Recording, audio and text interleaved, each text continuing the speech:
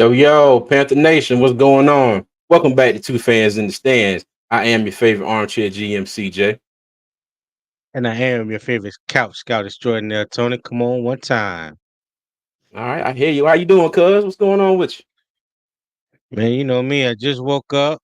Got a little lot. Got a little caffeine in my system. Well, getting a little caffeine in my system. So Mm-hmm. I'm doing good. But I'm really excited about this schedule. I ain't get a chance to watch the schedule release party or quote unquote whatever you want to call it. So Mm.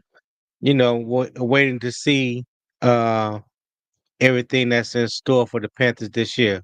What about you though? How you feeling? I'm good. Hey, let me tell you, you didn't miss anything with that schedule release because the second 8 o'clock Eastern Standard Time hit, the Panthers had the whole schedule on their website. Yeah, like I Oh said, you you wow. you you you didn't miss a damn thing. I was looking at the TV here, and then I turned around and it was on Twitter, and I was like, "Oh, the TV been on mute ever since." Yep. Yeah, man. Hey, but I'm okay. Like I like to say, I'm cautiously optimistic about the schedule. Cautiously Right. optimistic, but we'll see what's gonna happen. But first, let me go ahead. Mr. Hunky Dory with the Mr. $10 Hunky super chat Dory. off the jump, out the gate. All right, we We appreciate you, appreciate you, sir, as sir. always. It's an awesome Yes, schedule. sir. We go 2-15 this year. I'm pimp slapping the whole Panther staff and players, homie the clown style. Hey, let me tell you, I'll drive you down to the stadium my damn self. All right, I'll Yeah. pick you up at Charlotte Douglas and I'll drive you there myself.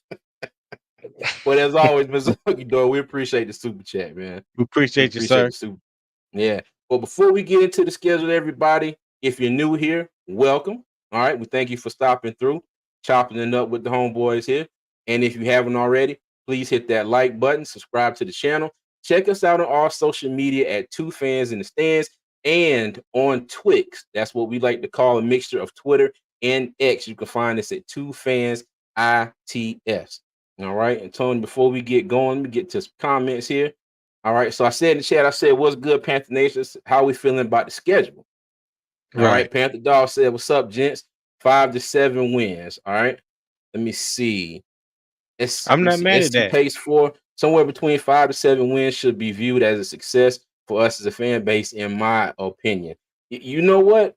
Yeah, I agree. I can. It's progress. It's progress in the right direction. Okay, Facts. progress in the right direction. Let me see. Doug said Tony looked like he cut the hair, and now Big Cuz dragging, trying to give him time. It's one of those mornings, dog. It's one of those mornings. Hey, I so got a you little you got. over Hennessy over here, so trying to stay strong. I was going to say you got caffeine, you got swamp water in that cup. Which one is it? I don't. You just threw me off with the whole swamp water. I don't know nothing about that. Come But on now, where they make caffeine. where they make moonshine at in the woods? That's why I always call it Oh, swamp water. I Yeah. Mm-hmm. Me and brown liquor, yeah. I call it swamp water. I'm sorry. Oh, I know. Oh, Moonshine is white liquor. My bad. Me go ahead and get that clear. My bad. But I always call brown liquor swamp water. And then I was thinking about moonshine. I watch the show Moonshiners all the time. So yeah, my bad. oh, gotcha. Yeah, man. Let me see. Does it CJ? I see the setup. Yeah, it's coming along, man. It's coming along. It's coming along. Appreciate it. Let me see. Carlos Torres, bro. We're going to win the NFC South by 1 game, and it will be a division game as well. I hope so. Oh, I I hope would so. love to see it. I Yeah. would love to Cha see it cha if it cha happened. one. What up? What up? What's What's up, going Cha on, Cha man? Cha? We ain't seen you in a minute, but we're glad you're in the building. Yes, sir. Dylan. What's up, Dylan? Dylan with the kind of the regular chat, regular comment tonight, fellas. Dylan must be feeling a little bad tonight. That's kind of low key for Dylan. He just say fellas. Yeah, yeah. Fellas, they keep pounding. Mr. Hunky Dory, What's up, 5 to 7 wins, Carlos? possibility of more, but not less. Yes, no prime time. They're disrespectful. Yes, not a single prime Uh, time game. well, hey, listen, I didn't expect us to even get one. You know what I mean? I did. I asked my wife the other night. We were eating Mm, dinner, and I gave her the over under. I was like, give what two? Give me 1.5. I said over and under mm, on us in the primetime game. She was like, I hate to say it, but it's gonna be under. I say, yeah, hey, I don't disagree. We're gonna have to earn that. You know what I'm saying? And we Mm-hmm. yeah. So yeah, Okay. All right. Let me see. Native, we got a lot of 4:30 p.m., but not one prime time. Yep. Dylan said, I already dropped bread on the futures when the win totals dropped, feeling good about it. Hey, there you go. There you go. there you go. It's hunky door. NFL can change time slots if a game is on the same day. Also, the last three games of the season, not the dates, but times only. Facts. Okay. Rock Jones, what's up? How you doing, cuz? He said, what's good, What's up, cousin? Rob? Hey, look, Dylan said, you know me well, CJ. I'm beat today. And dog, every media has it rated worst team in the league. Yes, yes, we are in the bottom in on everybody's power rankings, just Yeah. about PFF, NFL.com, ESPN, and Chris Sims came out and had Bryce Young ranked below Bo Nix, JJ McCarthy, and Ryan Tannehill, who's searching for an NFL team. Wow. Wow. Yeah, But I don't, but did I don't, I don't you? know if that's true or not, but I saw it on Twitter. Mhm.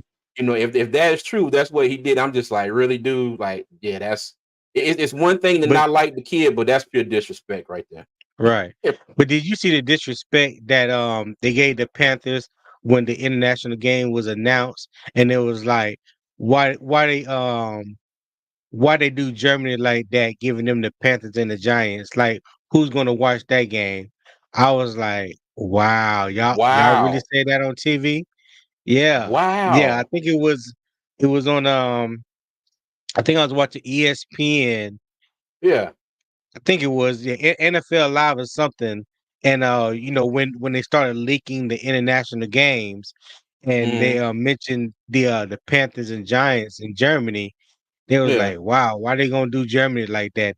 Why they gonna do the new fan base like that?" I was like, "Okay, all right, Oh, well, well, dang. Okay, hey, well, well, you good. know what? The, the good thing about it is it's not an early game, so we got Mm, time to build some momentum up going yes, into that game. So we'll see, how many of those commentators stand on business come week 10. yeah. Hey, look, Dylan said they got Levis ranked above him as well. Yes. Okay. Yes. Hmm. Let me see. I hope Mr. Hunky Dory said, I hope the Panthers make the whole NFL eat their words. I love being the underdog. Facts. Facts. Thank you. Thank you. That part right there, Mr. Hunky Dory. I love Mm-hmm. being the underdog. I love underdog players. I love Mm-hmm. it. I love it. So no prime times. I get what Nate is saying. That is BS, but I love it. Give them something to be even hungrier for. Mm-hmm. The Carlo disrespect. said, Yeah. our potential starters, the roster looks better on paper than it has in a while. Okay. All right. Hopefully Yeah. that translates to the field. But now, speaking of underdog, Tony, and I just thought about this just now. Could we dare say that this is probably the biggest underdog season that we've had as a franchise? Like, if this is the season to go out and make sure that we at least prove that we're going in the right direction as a team, it's this season versus any other season. I would say yes. And I think it's even more so this year, even when we went 1-15, I think this Mhm, year, because there was so much of a debacle with the team in general, not only as players, but the organization all the way up to the owner.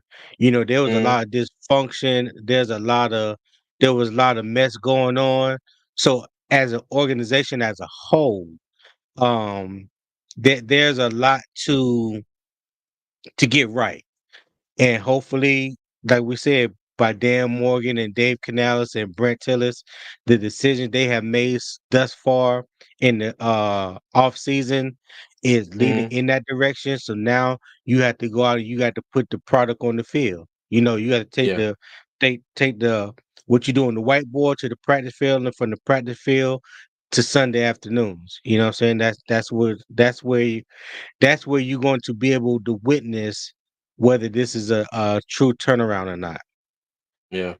You know what? And I'm going to have to agree. I'm going to have to agree for the simple fact that we're coming off of a season where we traded our number one pick this year that we, eventually got back. We got pick 32. We Right. didn't get, we're supposed to have the number one pick, but the Bears got it. So we gave away that pick. We gave away a second rounder in next year's draft, which we recouped that pick as well.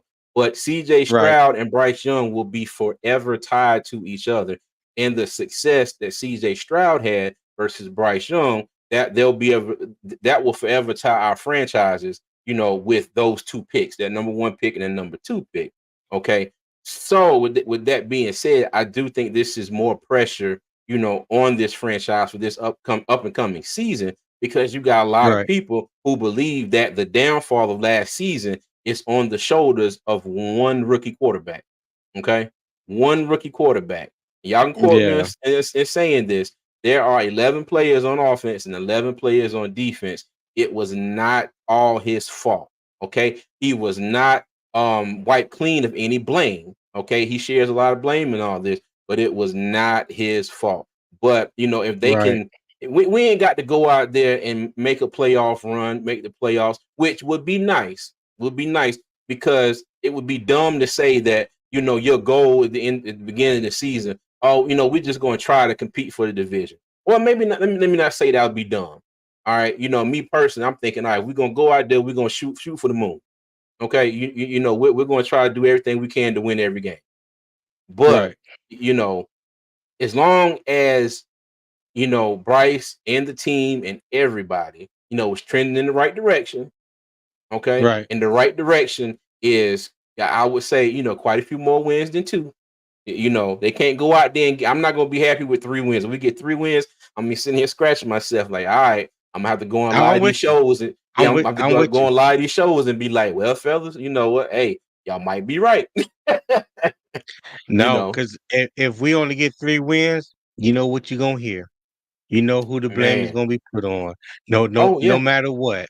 You know, Hmm. no. Now we went from a NFL team to a single tennis player, so it's all Yeah. gonna be about Bryce. He out there by Hmm. himself. Yeah, Carlos said, I really do believe in the Dave Canales and Dan Morgan vibe. We might get a ring on this one, not this year, of course, but 2026 against the Houston Texans. Think about that for a minute. Hey man, that would be nice.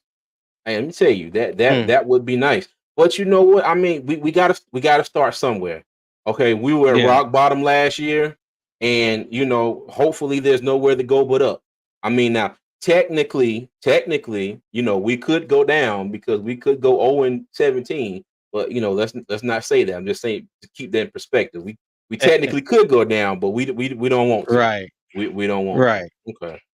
But yeah, man, let's all right, let's go ahead and start with our first topic. You know what everybody is here for. All right, the schedule. Okay. Schedule All has righty. been released. Okay. And let me go ahead and read these off. Preseason game 1, Patriots to be determined.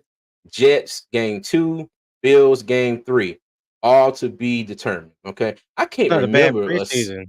yeah, I can't remember a season where we did not play the New England Patriots in the preseason. Right, right, Yeah. right.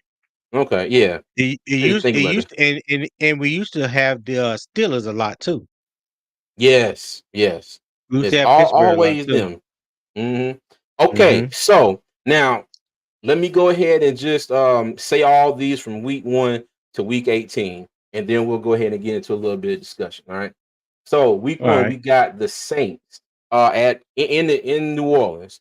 Week 2, so all the games in black are away, all the games in white are at home. All right. So week 2, we got the Chargers at the bank. Week 3, we got the Raiders in Vegas. Week 4, we got the Bengals at home. Week 5, we got the Bears in Chicago. Week 6, Falcons at home. Week 7, the Commanders in DC. Week 8, we go to Denver to play the Broncos. Week 9, the Saints come to the bank. Week 10, New York Giants is a home game, but it's over in Munich, Germany. Okay. Week Yes, 11 is the sir. bye. Week 12, the Chiefs come to the bank. Week 13, the Bucks come to the bank. Week 14, we travel up to the city of brotherly love to play the Eagles. Week 15, the Cowboys come back to the bank for a second year in a row. Week 16, the Cardinals coming to the bank. 17, we travel to Tampa Bay. Week 18, we go to Atlanta. Time to be determined, or a date to be determined. Okay. So off the gate, Tony, what are your thoughts on the schedule here? Um, I love the home games. Starting in week 9 where we play the Saints. Even though we travel to Germany and play the Giants. That's a home game. Then we have a bye, and then we have two home games following that with the Chiefs and the Buccaneers. So I Mm, like that slate of home games in the middle of the season. I think this for the second or third year in a row. Correct me if I'm wrong, chat. Um, we finished the last game or two on the road. And they're typically, well, I know most games are typically against division opponents, but it seems like we're always facing two division opponents on the road to end the season. And I can't remember. I want to say even last year, if I'm not mistaken, or did we play Tampa Bay here that last game? let me look it up. If I'm not mistaken, we played Tampa Bay in Tampa last year. Hold on, let me Yeah. see. Give me 1 second. Let me pull it up here. No, we played them here. Yeah, we played them at Okay. home. All We played right. them at home. Yeah, we lost 9-0. Yeah. And in 2022, our last game was in New Orleans. And in 2021, the last game was at Tampa Bay. And 2020, last game was here versus New Orleans. So it's Right. kind of been like The only 2-2 last 4 years. The only problem I have with the schedule, and it's not so much about the schedule, is how they rank and say we have the fourth easiest schedule in the league. When I look at these teams on this list, outside of our division, which the whole division was garbage last year, I don't see no the fourth easiest schedule. Hmm. Yeah. From the teams I'm looking at, I'm like, yeah, we got our work cut out for us. I mean, Washington, yes, rebuilding. The Raiders, of course, they kind of, I guess you could say, kind of rebuilding, somewhat. But I don't think we had the fourth easiest schedule in the league. Well, I don't know. What about you, CJ? What you think? Okay. Um, Let me see. I want to say they gave us the fourth easiest schedule, or not gave, but they say we got it.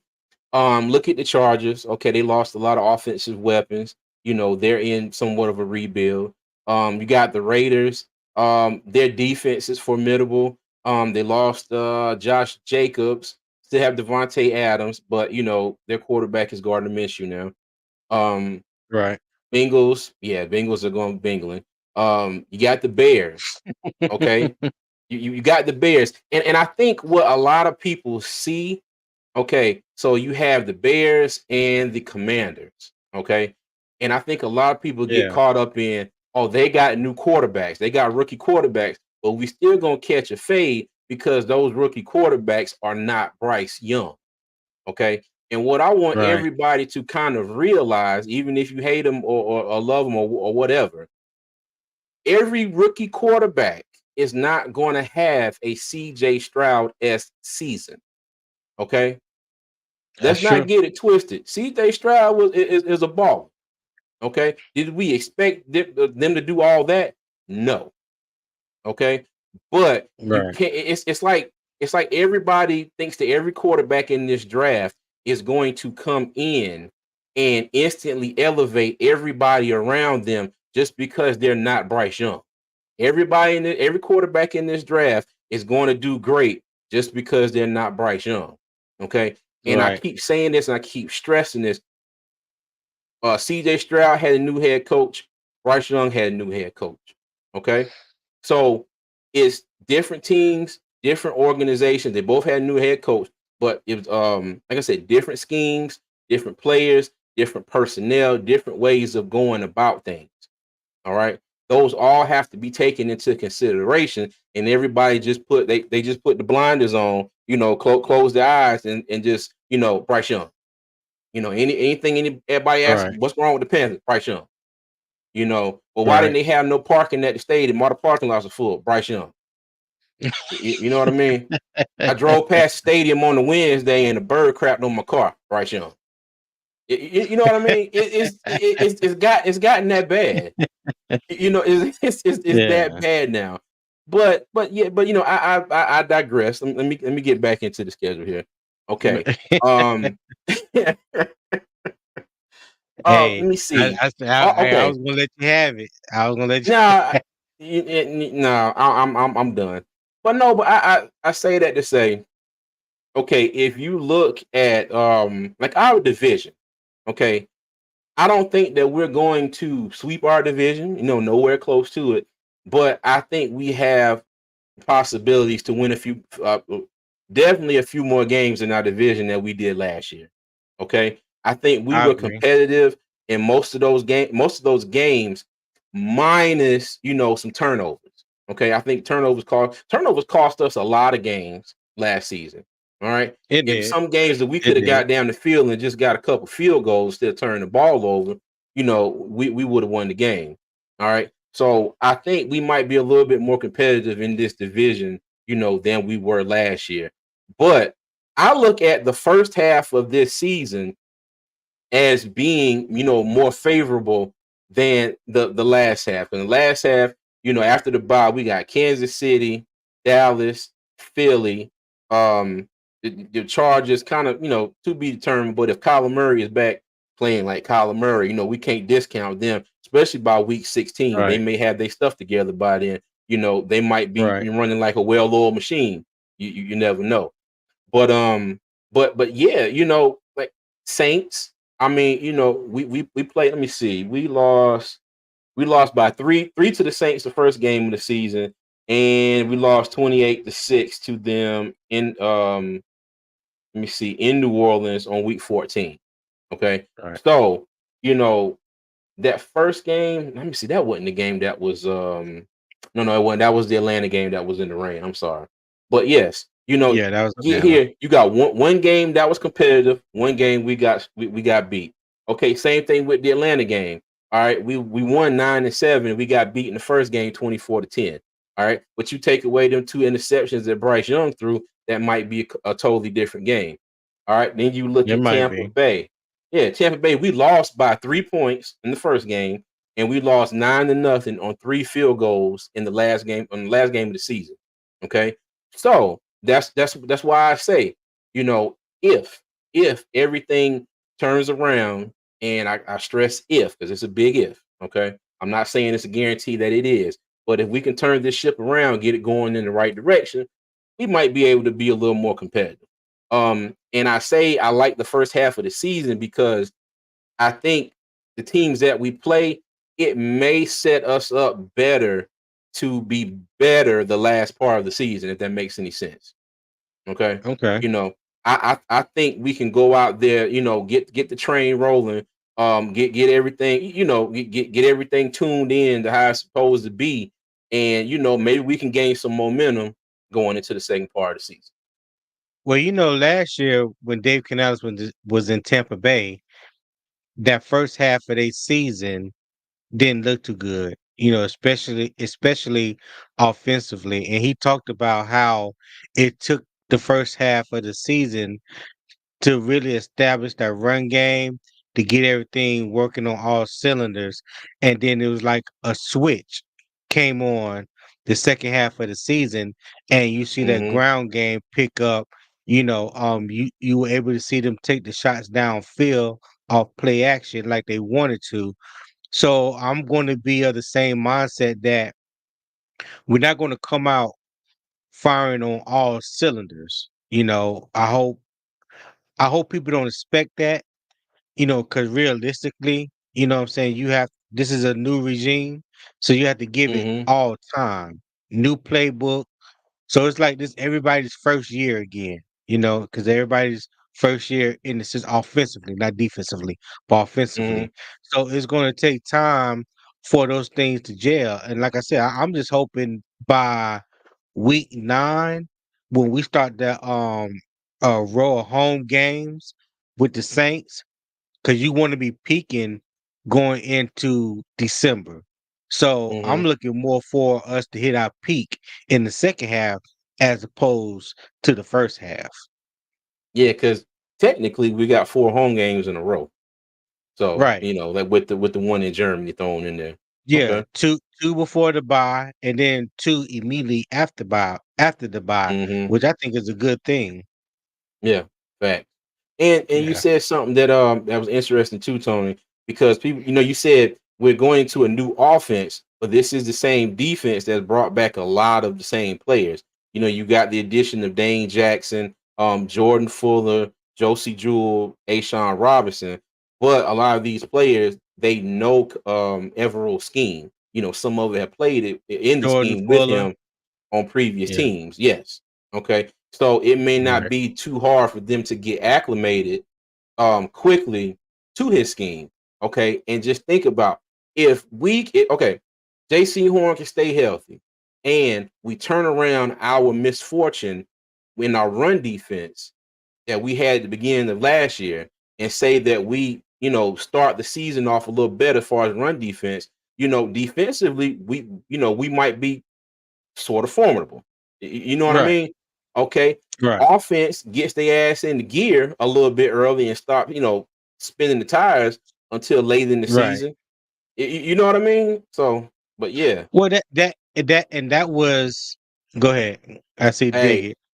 hey, thank you for the super chat. He says if the Panthers can perform as good as two fans in the stands, then it would be a good season. Hey, we appreciate that, Already. sir.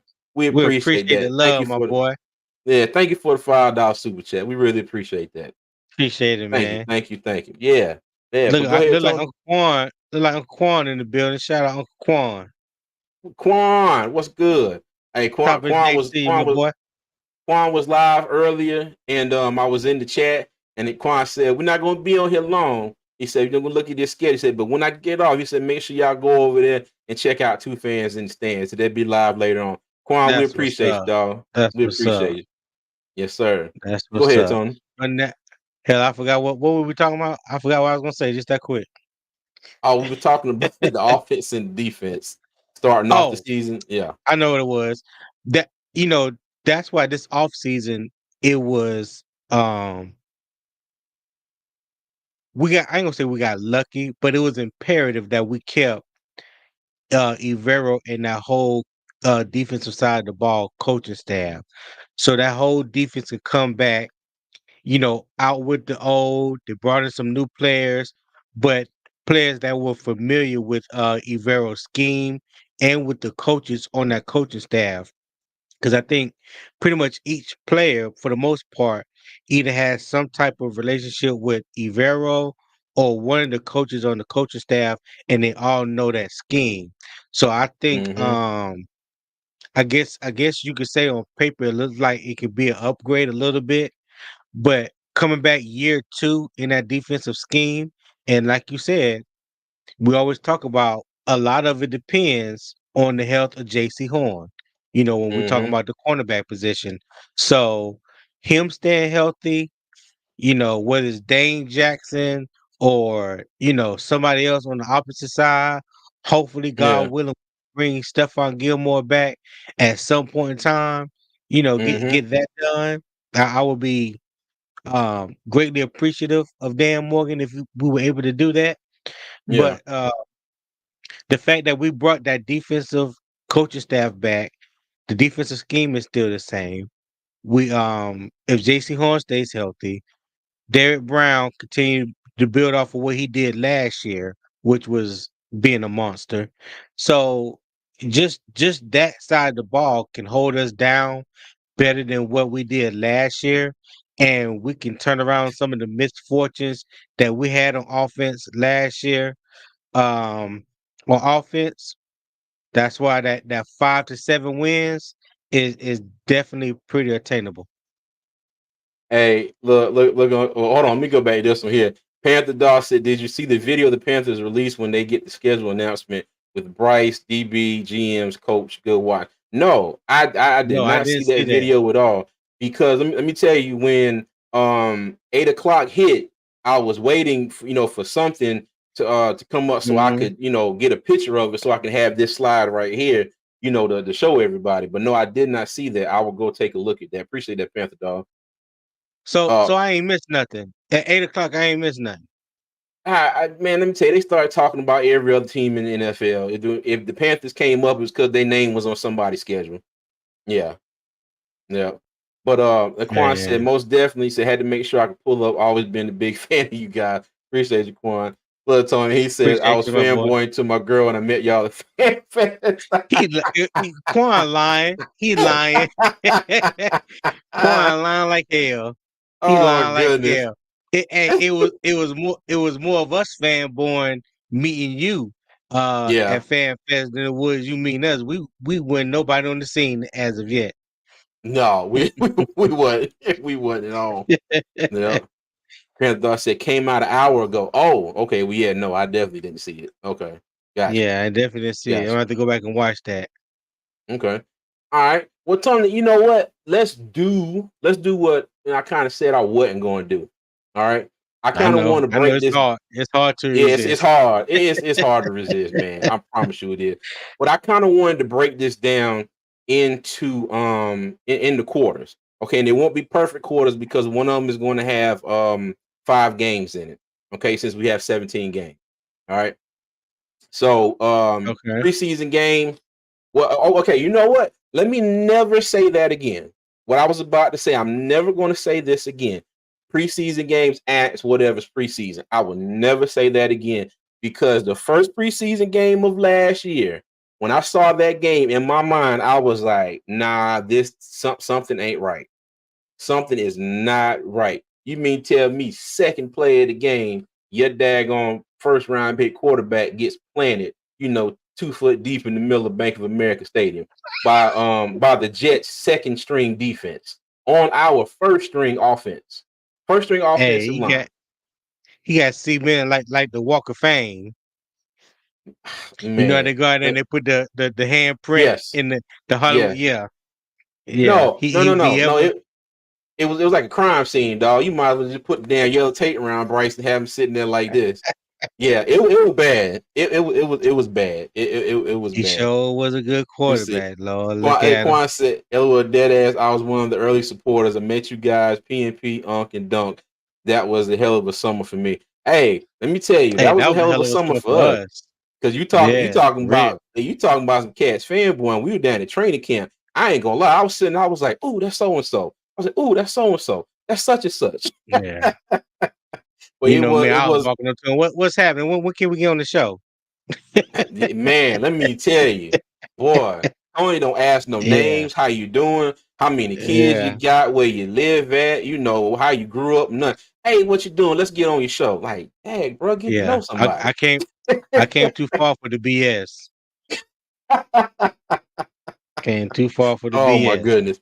Okay, so let me get back to what I was saying here. All right, I want to break it down into quarters. And what I'm going to do, first 4 games of the season, okay? And then the next quarter will be those next 5 games. The first quarter will be the Saints, Chargers, Raiders, and Bengals. All right, the next quarter will be 5 games. The Bears, Falcons, Commanders, Broncos, Saints. All right. Okay. Third quarter, Giants, Chiefs, Buccaneers, Eagles. In the fourth quarter, Cowboys, Cardinals, Buccaneers, Falcons to end the season. Okay. So Okay. out of the first quarter, first 4 games, I'm gonna go ahead and go first. I think we could come out of this 2-2. Okay. I'm gonna go Okay. ahead and count the Bengals as a wash, even though they got to come to the bank. I'm gonna go ahead and be realistic, okay? And I'm gonna go ahead and count that as an L, okay? Okay. Um, the Saints, I think it just depends on what we do first game. I ain't gonna lie, I'm not gonna lie. I think it depends on what we see in preseason, okay? If Well, we start come out start and with week see, one. Don't skip to week four. Go from week one to you know that way. oh, well, no, I was just going back I was going back to see the ones I was going, you know, definite L, and I was going to go to the one I Oh, questioned, and then the other two, to me would be favorable. So, what? okay. I got you. All right, let's go week one. Saints. I'm gonna give that. I'm gonna give that a toss up. Okay, I think we can go to New Orleans and beat them, but I do think we could also go down there and get our ass whooped too. All right. Um, Chargers coming to Bank of America Stadium, week 2 of the season. Jim Harbaugh, new coach. You got Justin Herbert over there. He lost his top two wide receivers, lost his running back. So, coming off a rough season, hey, it might be the right time of the year to get these guys instead of later on in the season, when they got all this stuff figured out or, maybe figured out. All right. Mhm. So I think we can get a W against the Chargers. Vegas. Okay. Now, I was talking to Doug earlier. We do have to watch out for Vegas defense. Okay. I can't remember the Crosby. Okay, you got Crosby coming off the edge, and you see what our offensive line did last year and the struggles that it had. And if we do have those same struggles this year, which I hope we don't, we still have to watch out for them. But okay, still got Devontae Adams. All right, not really too scared of anybody else on the Raiders offense as far as wide receivers other than Adams. Okay, not disrespecting any of them, but nothing about any of them is like, oh, Devontae Adams. But JC Horn can stay healthy. I think that'll be a good matchup. Not saying Horn's going to lock him down or anything, but I'd rather see JC than somebody else covering. But you look at their quarterback. They got Gardner Minshew, mind you. Gardner Minshew is a veteran. Okay, he is a veteran, and he beat us last year. All right, he beat us last year with Indianapolis. Um, but I do think we may be able to go out to Vegas and maybe squeeze out a win. Okay, maybe squeeze out a win. All right, and Okay. then you have the Bengals. Nah, nah. I'm going. I'm right now. No. Okay, I hope the Panthers prove me wrong, but right now, nah. All right, what you think, Tony? Okay. Saints week 1 in New Orleans.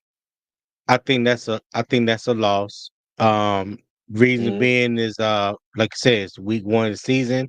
They're playing at home. That fan base is really rowdy. Um, New Orleans, they bring back both sides of the ball, the offensive and defensive coordinators. So they Mm-hmm. have some continuity there. Derek Carr's second year in the system. Alvin Kamara is still there. They got rid of Mike Thomas, but Chris Olave is still there. So Mm-hmm. offensively, I think they're still in good shape. Um, Defensively, I still believe they kind of outside of Marshawn Lattimore. I think they still Mm-hmm. can be exposed a little on the back end. Tyrann Matthew is not getting any younger. He's still the honey badger, but he's not the honey badger of 5 to 10 years. But Mm-hmm. like I said, just because it's week 1, we're on the road right now. On paper, I'm gonna say that that's an L. Week 2, I think is definitely a test for our run defense because Mm-hmm. San Diego is definitely going to run the ball down our throat. You're going to see um, Jim Harbaugh come out in 22 personnel a lot. You're going to see a fullback and tailback. You're going to see I formation. You're going to see a fullback with 2 tight end sets. They're going to really stress our defensive front. You gonna have to be ready to tackle. Mm-hmm. None of that trying to hit somebody with your shoulder. They lost Austin Eckler, but they brought in Gus Edwards and I think J.K. Dobbins from Baltimore. He was hurt Mm-hmm. last year for he was hurt last year for Baltimore. He was a free agent Is this year. Joshua Kelly He's on the team? Yeah, Joshua Sorry. Kelly is still there. Okay. Okay. I think this is second or third year out of UCLA. So Okay. I'm definitely curious to see how our run defense stack up against Jim Harbaugh in that running attack when they come. Week 3 against the Raiders, I have it as a W. The Raiders are still kind of who we gonna have at quarterback. You got Gardner Minshew or you got Aiden McConnell. Which one of them is going to really be starting come week 1? Outside, like you said, outside Devontae Adams, there's no one offensively that really uh threatens us. Um, They got rid of Josh Jacobs, but Zamir White, from my understanding, would be the starting tailback. And if y'all not familiar who with Zamir White, he's a homegrown fella. He's from Scotland County High School. He's from what is that? Not Long is that Longberg? I think so. Longberg, but yeah. Zamir White Yeah. went to Scotland County High School and went to Georgia. So now he's in the NFL playing with the Raiders, you know. So and defensively the Raiders are still suspect in the secondary. Yes, they have Max Crosby and Mhm. who is somebody else that they got this year. Um Christian Watkins from Miami. You know what I'm saying? Gotcha. So you Okay. got a formidable inside, outside pressure defensively. But if you can get to that secondary is still suspect as far as their corners and their safeties. The Bengals, mm, I'm gonna just go with a loss right here. They don't have Joe Mixon like they used to, okay? But they Hmm. still have Jamar Chase. They still got T. Higgins. Yeah. Okay, so with Joe Burrow coming back, you can never count out Joe. Defensively, I think they're still going to be defensively sound. Um, Trey Henderson coming off one edge. I forgot the name of the other edge rusher that um I think Hubbard. I think his name is Hubbard. I think Hubbard. Can't remember his first name. Out of Ohio State. I think he's the other edge for Cincinnati. Missing out 5 on a head. That was without Chase. The other year, Yeah, yeah, 5 touchdowns. yeah, yeah. So yeah, the first quarter, I'm gonna go 2-2. The Okay. Bungles are 50 game. All right, bet. Okay. So now let's get to the second quarter of the season. It's going to consist of the next 5 games. Okay. All right. So All we right. got week 5 at the Bears, 6 at the Falcons, 7 at the Commanders, 8 at the Broncos, 9 at the Saints. Okay. Let me see. The Bears. Everybody's hyping up Caleb Williams, and I do see some similarities in him and Bryce's seasons in college. Okay, and let me make this clear. That's where it stops. I'm not saying they are the same quarterback or anything like that. But Heisman Trophy Sure. winning season, down season afterwards. Okay, Mm, Caleb Williams this past season, um, it was good, but I'm not gonna call it nothing to write home about. I mean, they didn't even make it into the playoffs. I forgot what bowl game they played in, or even if he played, you know. yeah, they But play. I now the think they big, finished like 7-5. now the Bears, they did add him. They got oh god, who else did they pick up in the first round of draft in number 9 pick? Was it Roma Duze from Washington? Was that who they got? Who's that? Yeah, yeah, Romo Duze. Yeah, the wide Okay, receiver. gotcha. Yeah. Keenan Allen. So that's right, Keenan Allen. Okay, so it's funny because I hear a lot of people saying, the Bears got all these weapons for Caleb Williams that they didn't ever get for Justin Fields. Justin Fields. Okay, but again, I would say, hey, it's a rookie quarterback, and it's not a guarantee that he's gonna come out here and ball out like CJ Stroud. Okay. I think we go into Chicago and I think we squeak out a win. All right. Atlanta at home, W.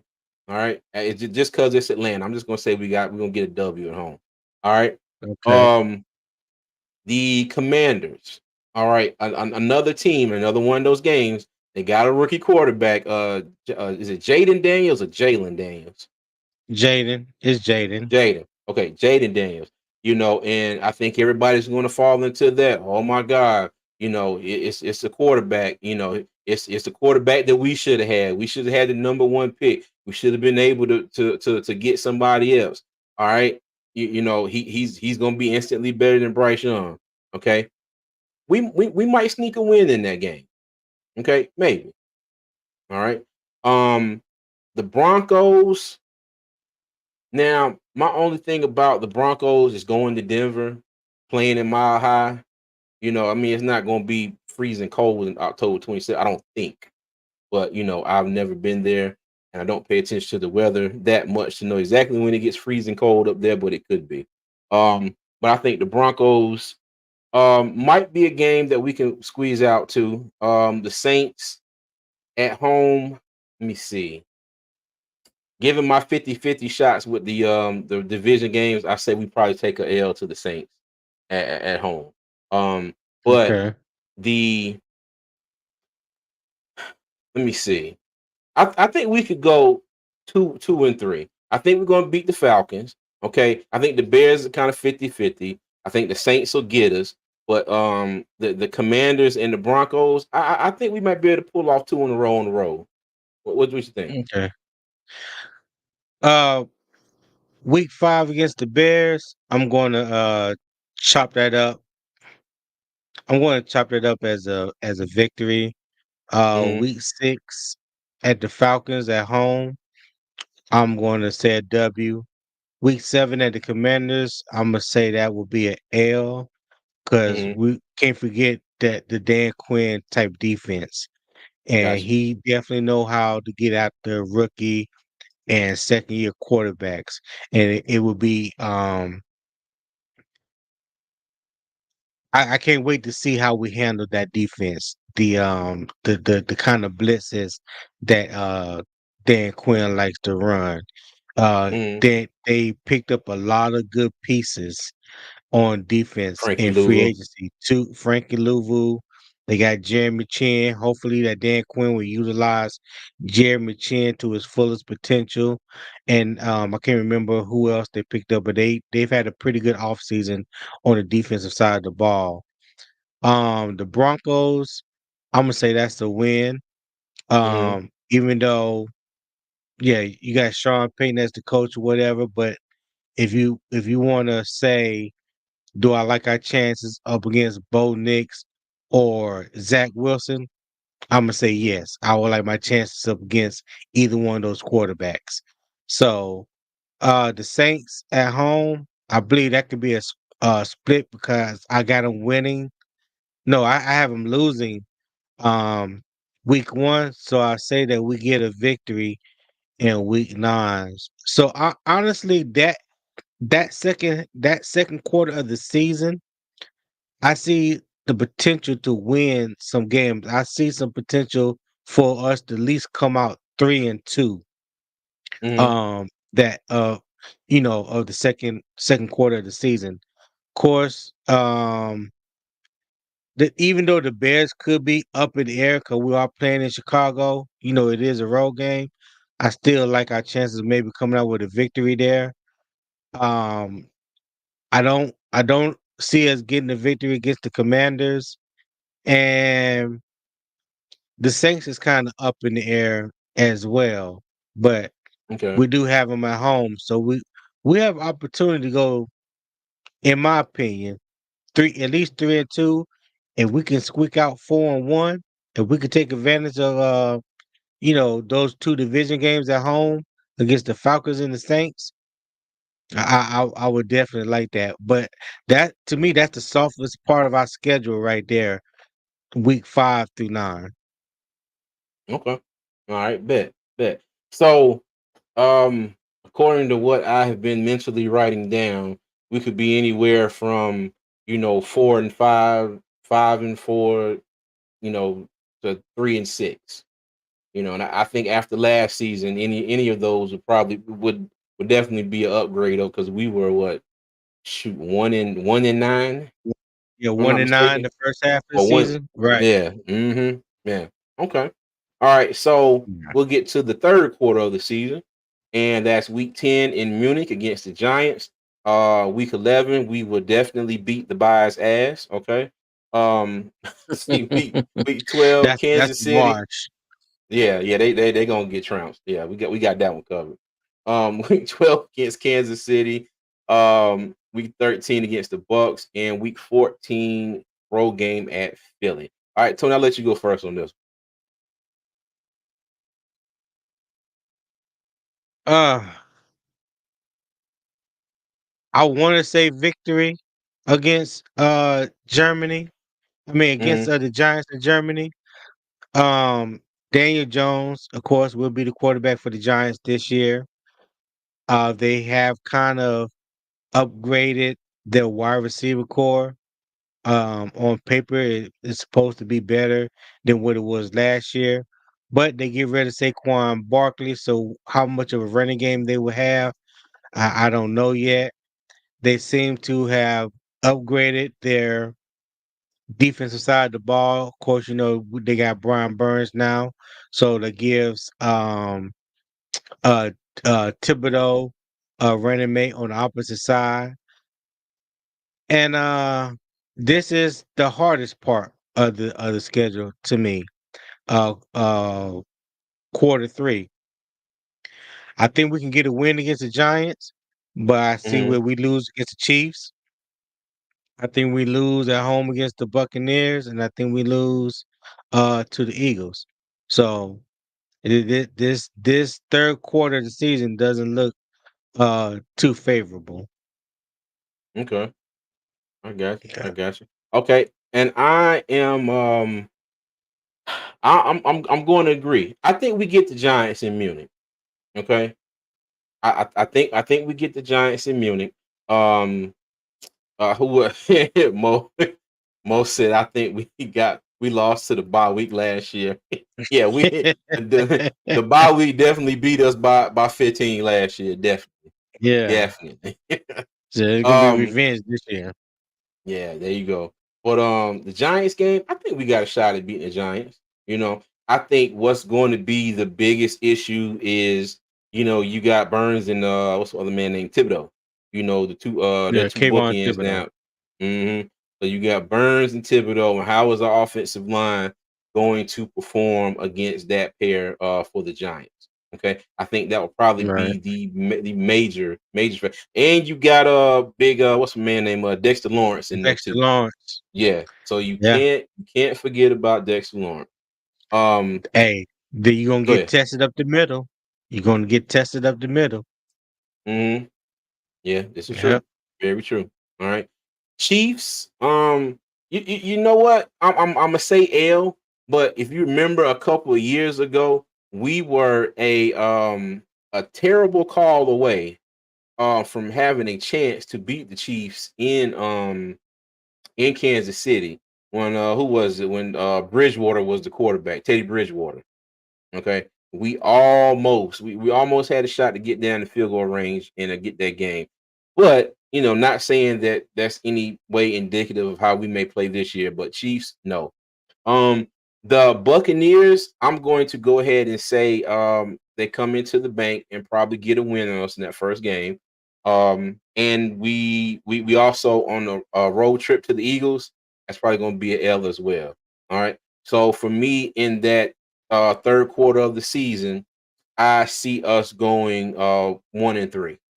Okay, definitely see us Okay. going 1-3. All right, hold on one second, Tony. I am trying to download something here real quick for us. All right. So now you go into the last quarter of the season. The last four games, that will be the Cowboys week 15, Cardinals week 16, Bucks week 17, and the Falcons week 18. Tony, what you got? I got us. Believe it or not, I got us beating the Cowboys at home, and the reason why I say that, they don't have the running game that they used to have, especially what hmm how they killed us the last time we played Dallas. When they Yeah. had Zeke and Tony Pollard, they hmm brought back Tony Pollard, but from what I'm understanding, he's not going to be the feature back. He probably be a Yeah. short yardage, goal line type of back for them. Um, they don't have Dan Quinn as defensive coordinator, so you don't know exactly how the defense is going to look this year. Stephon Gilmore is not in Dallas anymore. Trayvon Diggs is going to be will be back, but he's coming off that ACL injury. I think it was ACL. So you just don't know what that defense is going to look like on the other side of the ball, even though they still have Michael Parsons.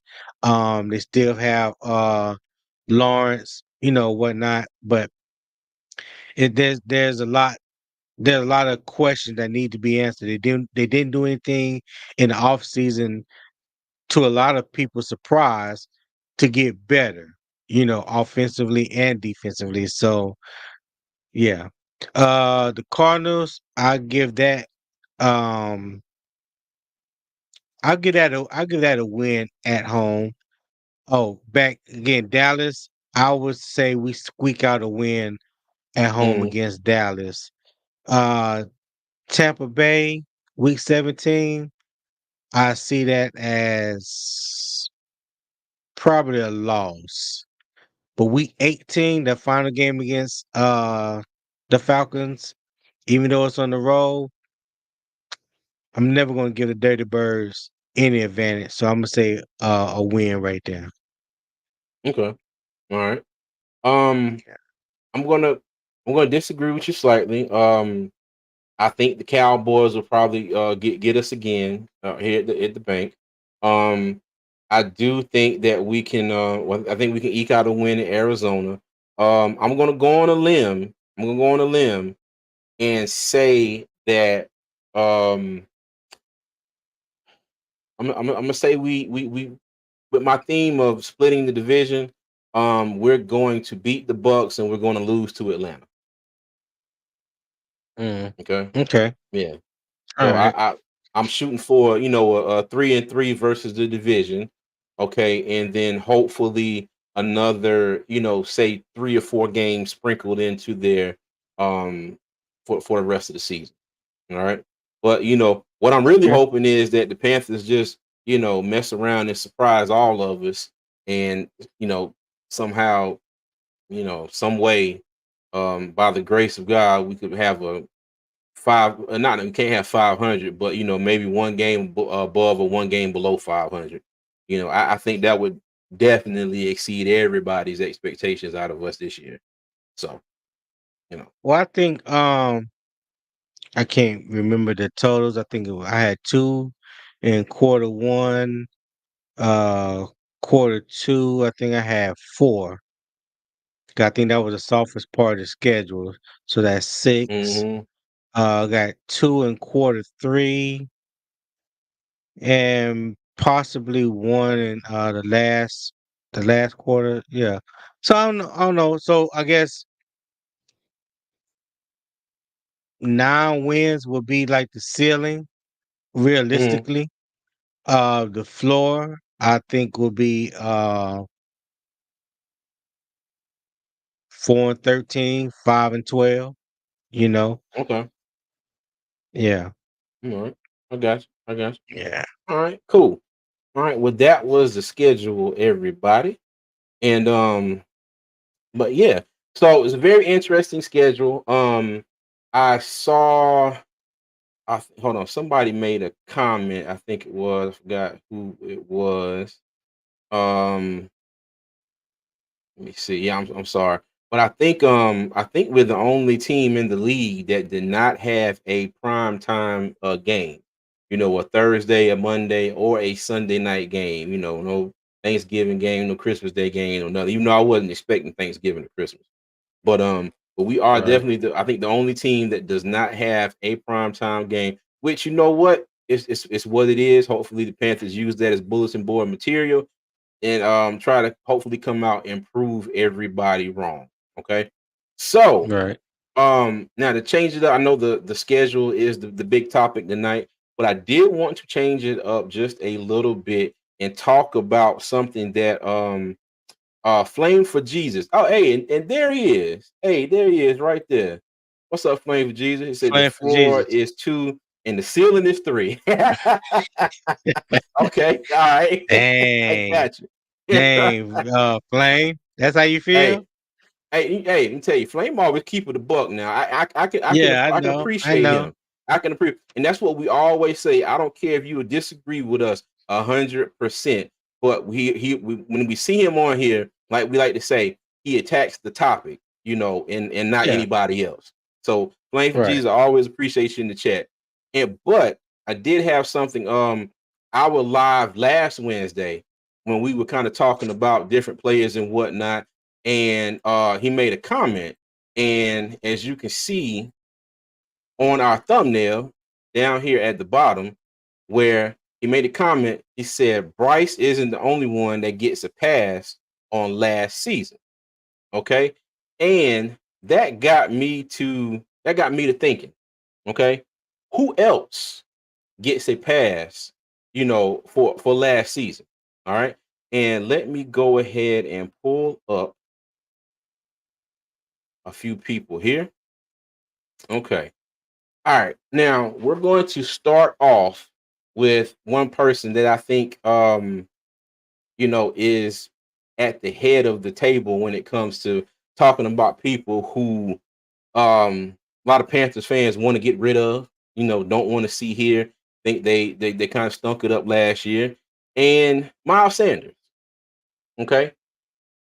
Miles Sanders. All right. Okay. So in the chat, y'all let us know. Do you think that Miles Sanders deserves a pass or deserves some grace for last season? And I will start this off by simply saying, yes, I think he does. Okay. You see what he did up in Philly, and I know that was a different offensive line, a better offensive line. Hopefully, I'm not saying that this year's offensive line will be what Philly was when he was there, but hopefully it can be good enough to open up running lanes in conjunction with the new scheme that Dave Canales is bringing. Okay. Um, he was also hurt, for a good portion of last year. I think he was dealing with a couple nagging injuries and a groin Right. issue as well. So for me, I say, I say he does get a pass for last season. I don't think he's going anywhere, but I could be completely wrong because they've said it time and time again. They do not have any ties to any of these players. Okay. We saw Right. Hayden Hurst, 3-year contract, gone.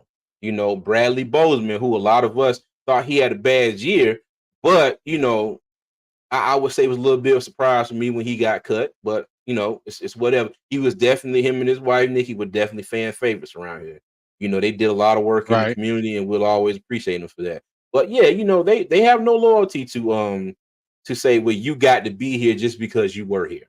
Okay, so for me, I say Miles gets a little grace, and we give him a pass for last year. What do you think, Yeah. Tony?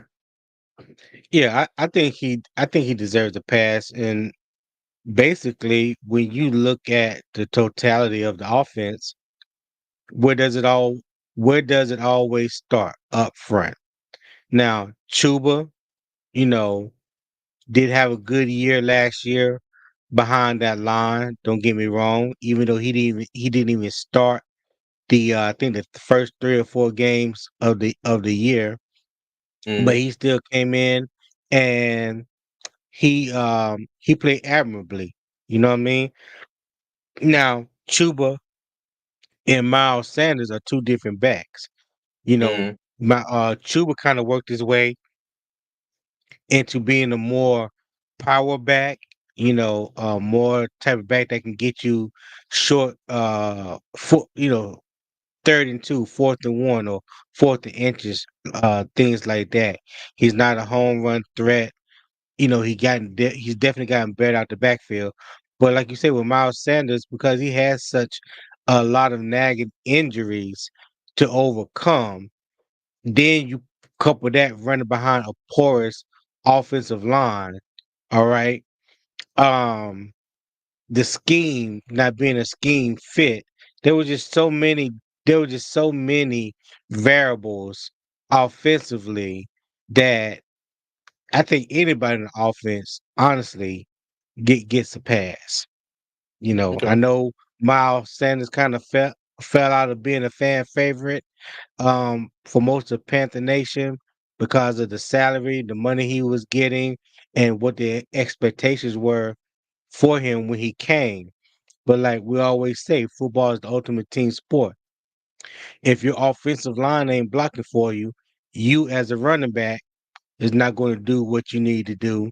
And as a quarterback, you're not going to do what you need to do. So when you factor that in with all the other variables, the scheme, play calling, uh, talent, all that kind of stuff.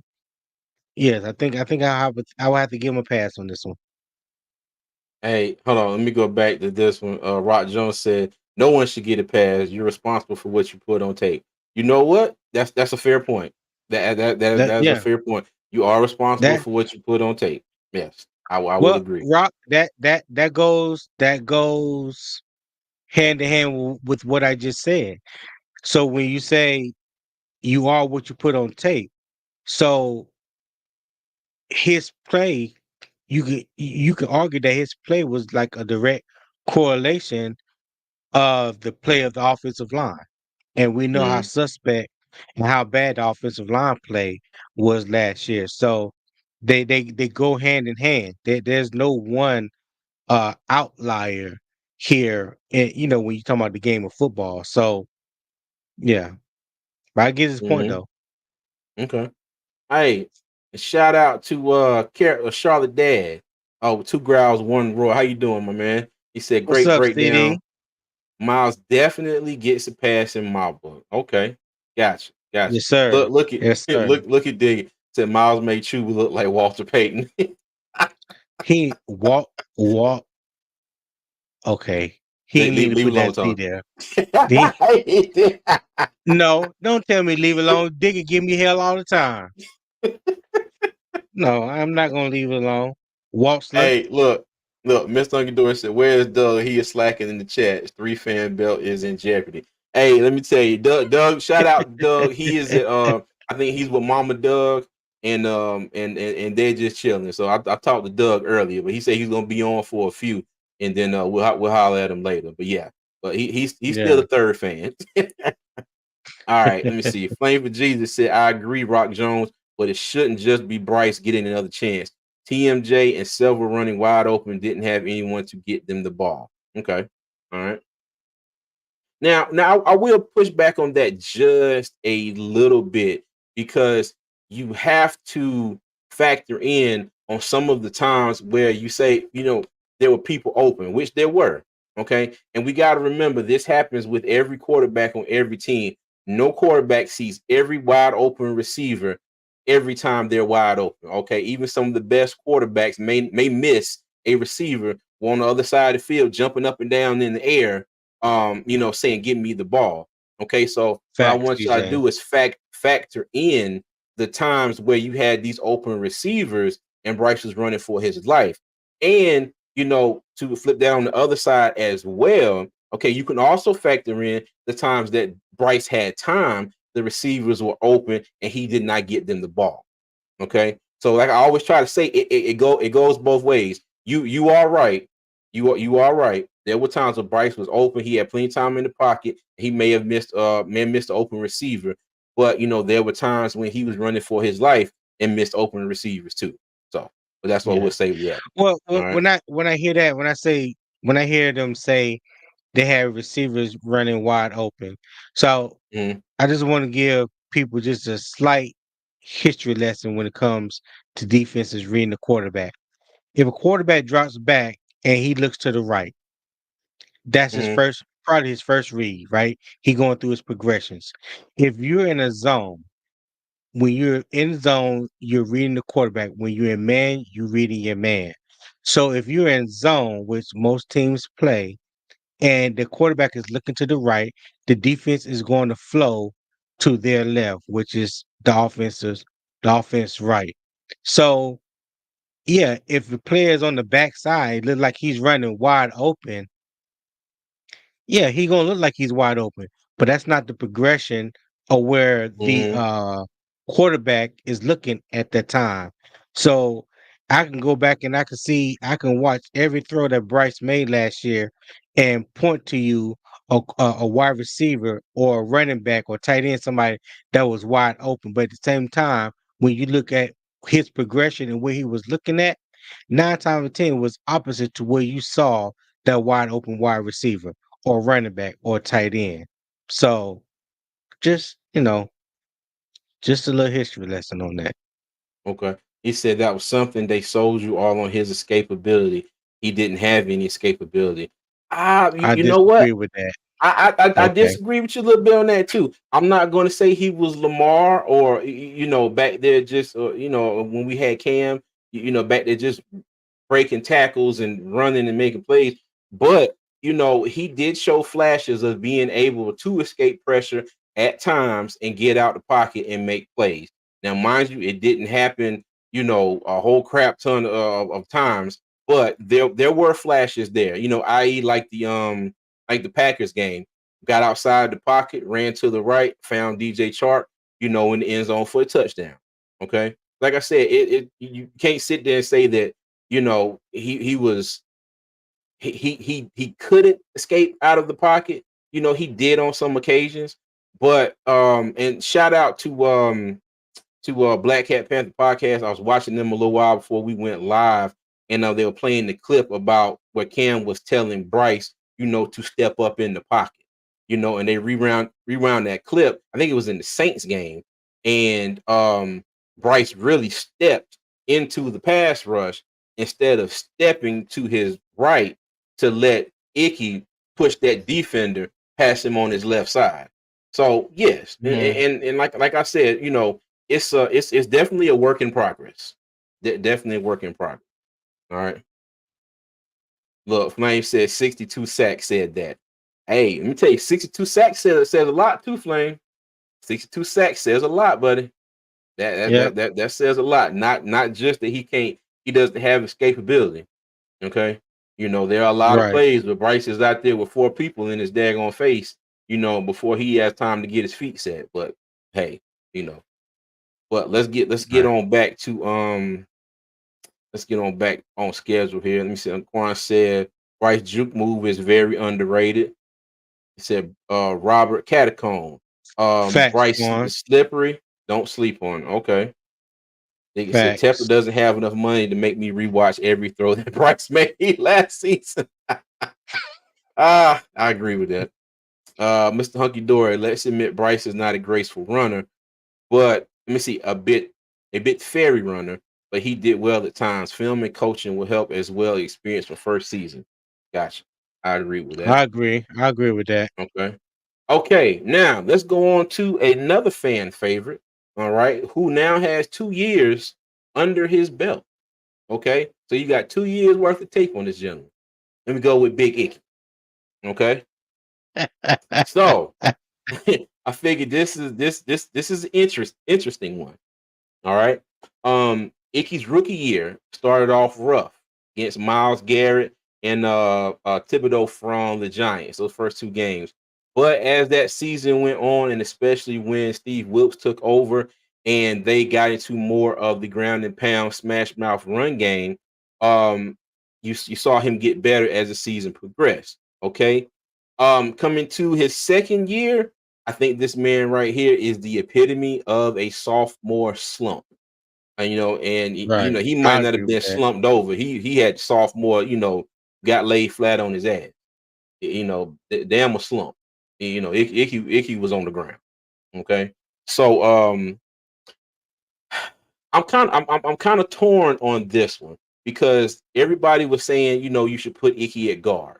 Okay, I've heard people say that he's not athletic enough on the left side of the ball at tackle. His first step, is too slow.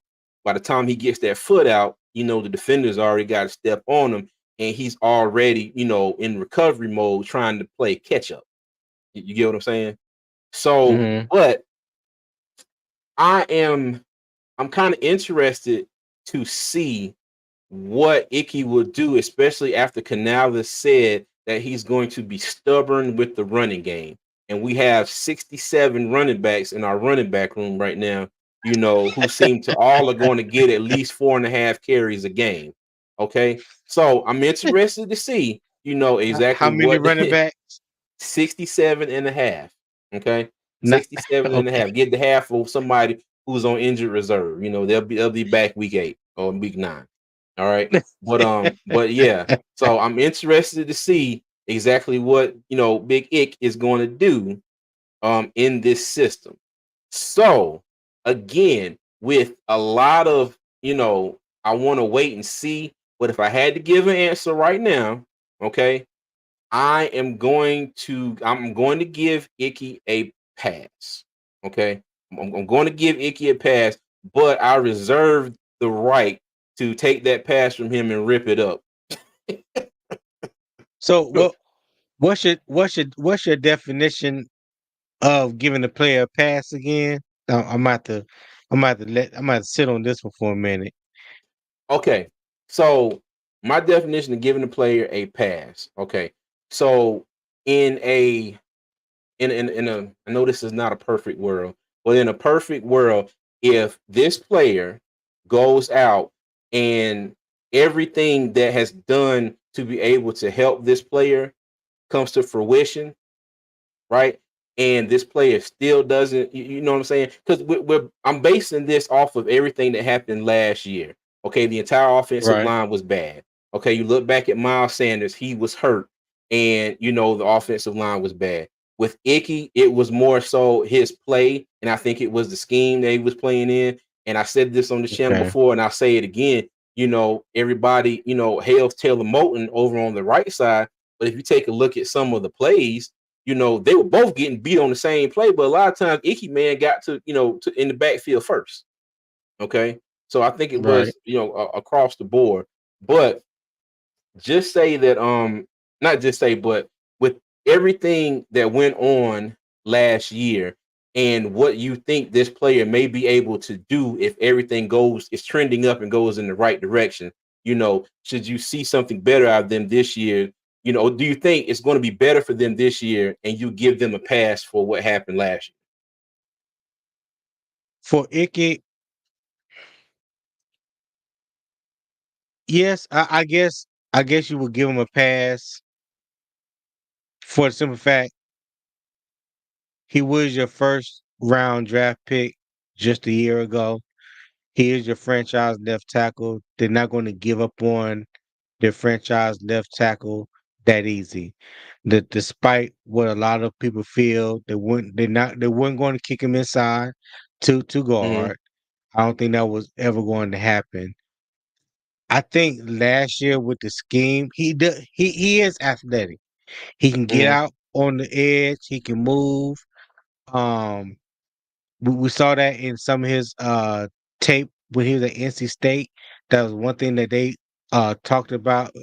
They they talked about in the pre-draft process and gave him credit for was being athletic. They talked about his wrestling background, things of that nature.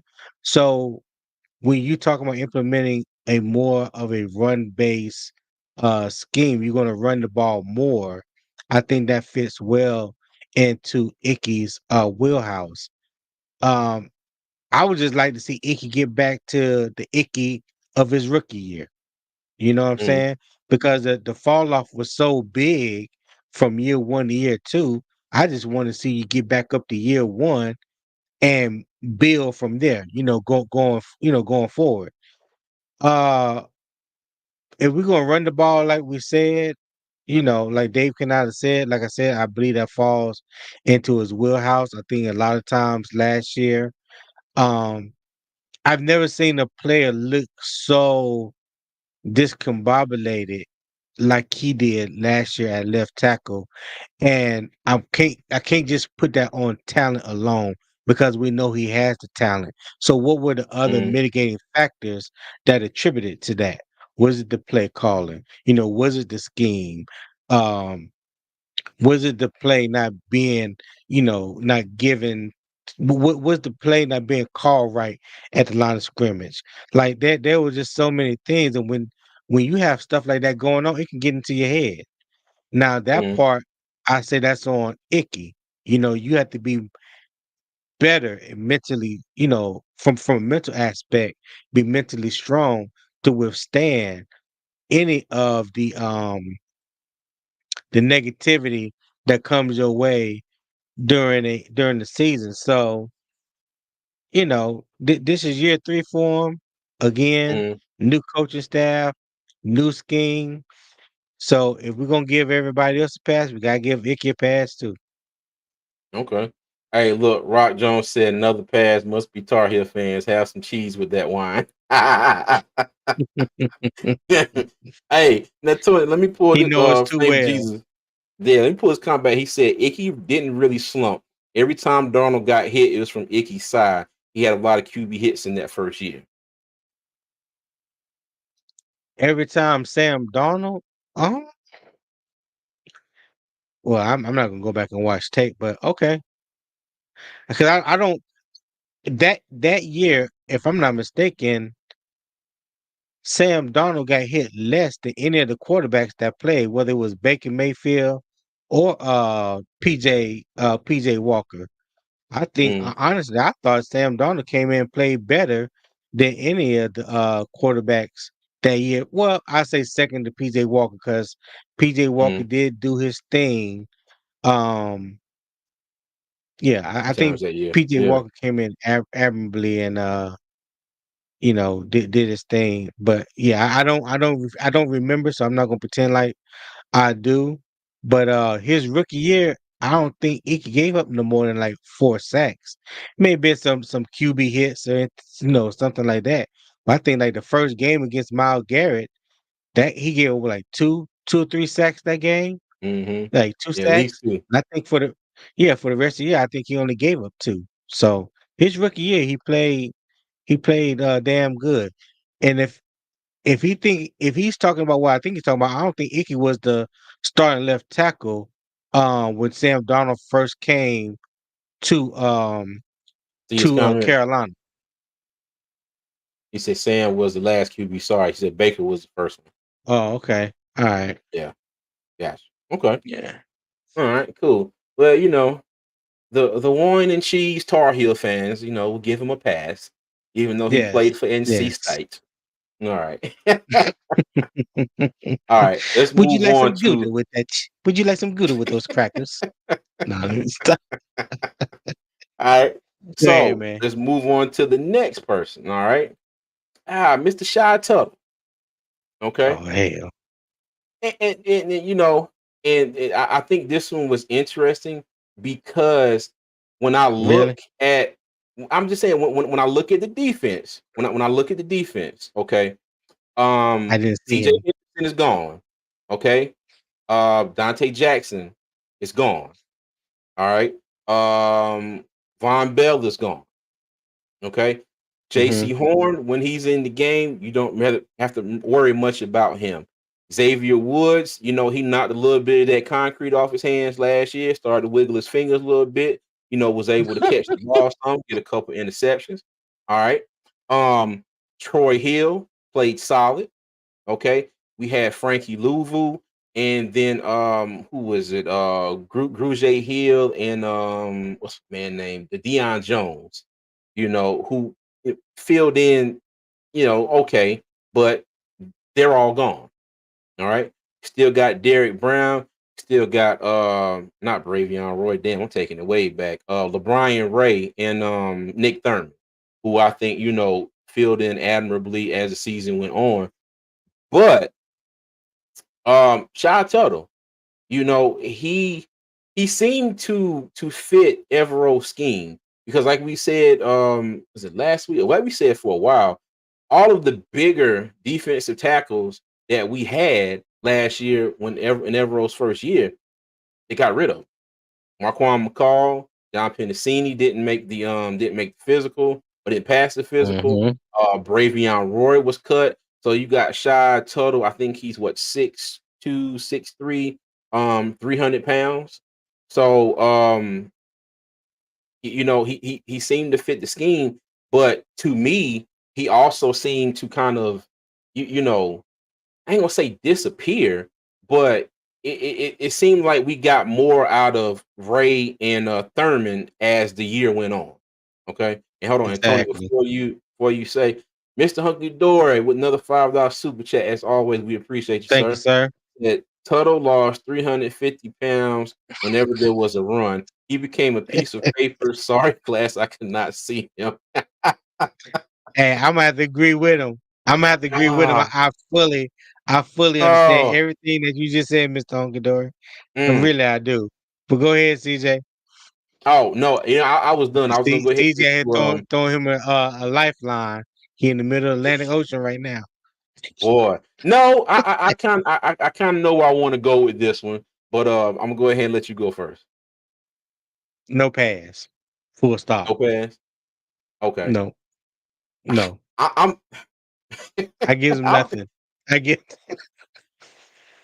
yeah, no. I'm gonna have to agree. I'm gonna have to agree because the only thing I can come up with is the fact that I think this was his first year in a 3-4.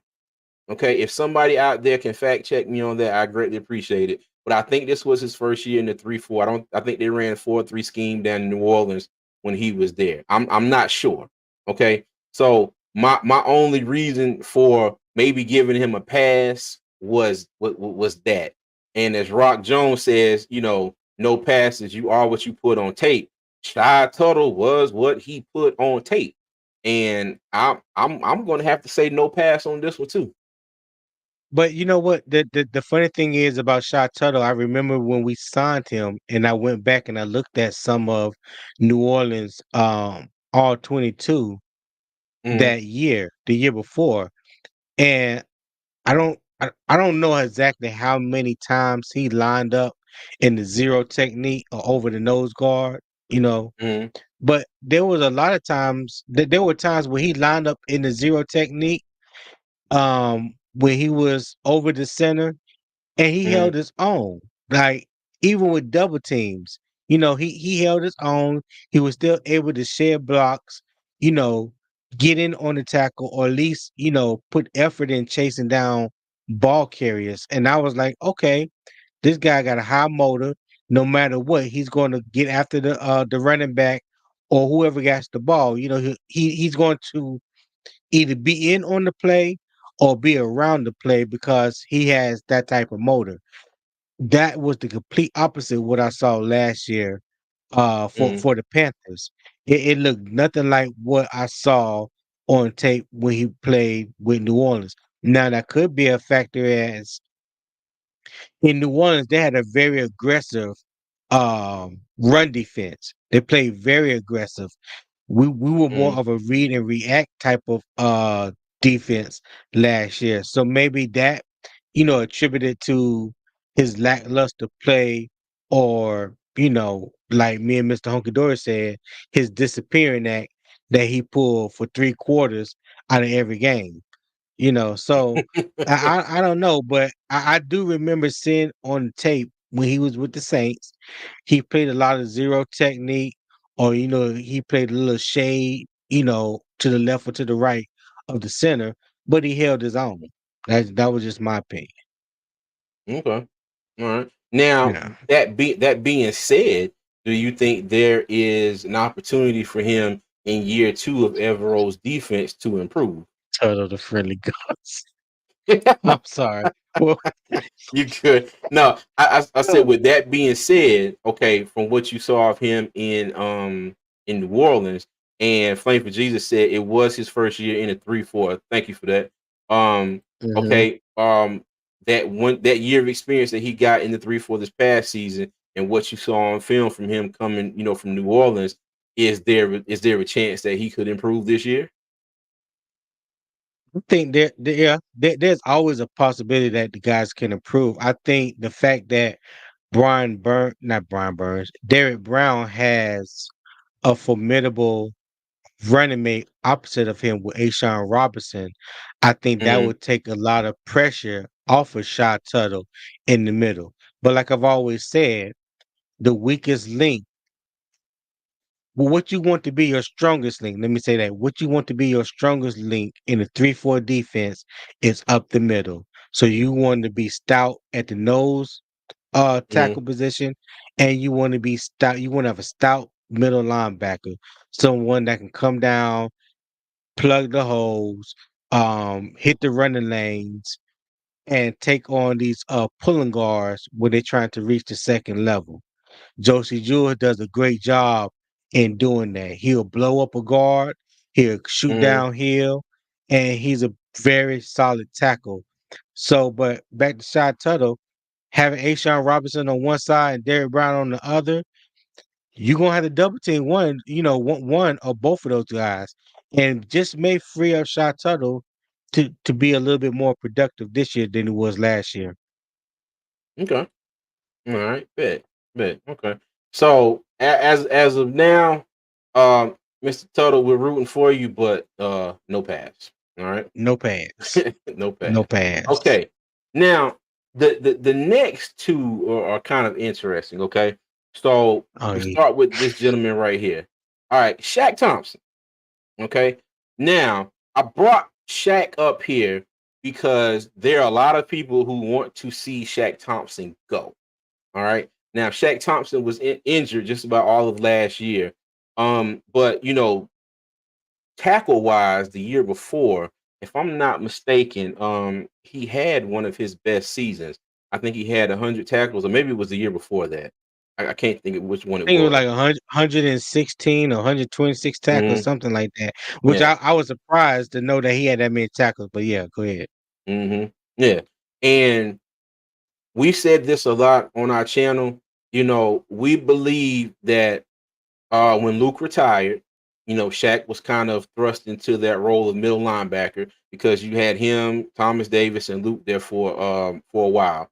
Luke was in the middle. Thomas Davis and Shaq were both your outside linebacker. Okay, so me and Tony kind of both feel that with Josie Jewell coming in and taking over that Mike linebacker spot, maybe freeing Shaq Thompson up to move around the field more, do more in Off ball coverage, linebacker. off ball linebacker, maybe even get more chances to rush the passer. Okay. Because last year, um, I I don't know if it was the injuries and just a roster, but Evero didn't do a crap ton of blitzing. I would say that he No, he wasn't didn't. very aggressive, on defense. And like I said, it may have just been, him trying to deal with with the roster that he had. Okay. So, maybe this year we see a little bit more out of Shaq Thompson, doing different things. Okay. So Right. this one is not really will we give him a pass or not? Because I do think Shaq Thompson is a decent linebacker. Now, mind you, what he does on the field this year, I think will directly affect whether he's here next year or not. Because if I'm not mistaken, this is the last year in his contract. Okay. But Right. more so, not a pass on this one, but do you guys think that Shaq will benefit from Josie Jewell being that Mike linebacker and him playing off ball? So, Tony. Yeah, I think so. To answer that question, yeah, I think he'll benefit from it. One of the reasons why I was saying early on to move on for Shaq, well, for two reasons. One, CJ, you and I, we've talked about this. Seemed like every week it always come up in our topic. We was like, Shaq need us. Shaq needs to wrap up the ball carrier on a consistent basis. He need to stop going for the big hit all the time. There were a few times in games where we could have stopped a team on third down or had a loss or something like that if he would just have if he would have just wrapped up the ball carrier.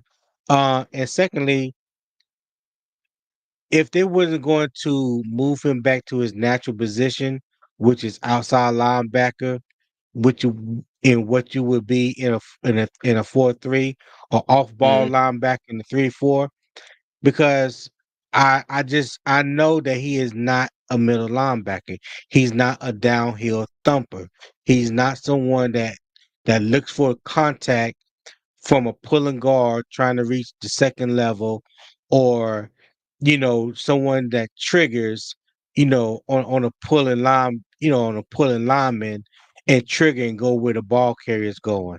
Because one thing for linebackers, one of their key reads on offense is that if that guard or tackle is pulling, because wherever guard or tackle is pulling, they are taking you to the play. So when you see if you're the off ball linebacker on the left side and you Mm-hmm. seeing that the offense is flowing uh to their left, your right, you're supposed to trigger. You're supposed to trigger down here on that backside gap to cut off the backside running lane, and the linebacker on the play side will trigger and plug up his gap. You want to plug up the gaps to keep the linemen from reaching the second levels. That Mm-hmm. wasn't never in his game. That was never a part of his repertoire. His thing was being in coverage, covering the running back or linebacker, which he was excellent at, and shooting the gap when you're trying to run a blitz, anything like that nature. But as a pure middle linebacker, I felt like he was just out of place, and it didn't seem like they wanted to move him back to a natural position where you can maximize his talent because Shaq is still only 30 years old. Mm-hmm. Okay, you would think Shaq probably about 34, 35 because all the nagging injuries and things like that, and they make it seem like his play is has declined a lot, but he was playing out of position a lot. You know what I mean? Mm-hmm. So I Yeah. think being put back in a natural position where he can do some of the things that he's more comfortable and more capable of doing, I think you can see a better Shaq. But I just need him to wrap up better when he making tackles. Okay. I feel you. I agree. I completely agree. Okay. Now, Tony, our last one here, and let me go ahead and get into this before I get into this one. Mingo was somebody that somebody put in the chat the last live, and Chandler Zavala. Okay, but I left both of them Right. off because I'm like, you know what? Both rookies. They're rookies. Yeah. Zavala was injured. Mingo, I think it was a combination. Sometimes Bryce missed him when he was open, and sometimes there were a couple occasions where if Mingo would have kept his foot on the gas on some of those routes, he would have ran right up underneath the ball and probably would have walked right into the end zone. Okay, not saying that happened every single time by any stretch of the imagination, but there were a few. Okay, another one like Austin Wright said, kind of 50-50, or however you want to see Right. the ratios. But Right. Mingo, I saw somebody earlier in the chat say Mingo needs more reps. I agree. Same with Zavala. If he can come out and be injury free this year, more than likely he'll be a backup. Um, but what we do need that what we did not have last year is quality depth along the offensive line. Okay. That's So right. if he can come back and be exactly that, and if he can come back fully healthy, learn, develop, if our starting guards, can stay healthy and come in and do what they've been paid $150 million, over so many years to do, okay, I think he'll be all right. All right. Same Well, same thing with Mingo. like we said, Chandler Zavala got thrown into the fire earlier than expected, especially with Mm-hmm. his injuries, things of that nature. So now, by him being on the roster, he got thrown into the fire early because of the injuries we had at both guard positions. And Mm-hmm. CJ, like we said, he got baptized early. You know what I mean? He just got thrown into the fire, baptized early. You know, uh, I baptize you in the name of the offense, defense, and special teams. Okay. Keep pounding. And yeah, keep pounding.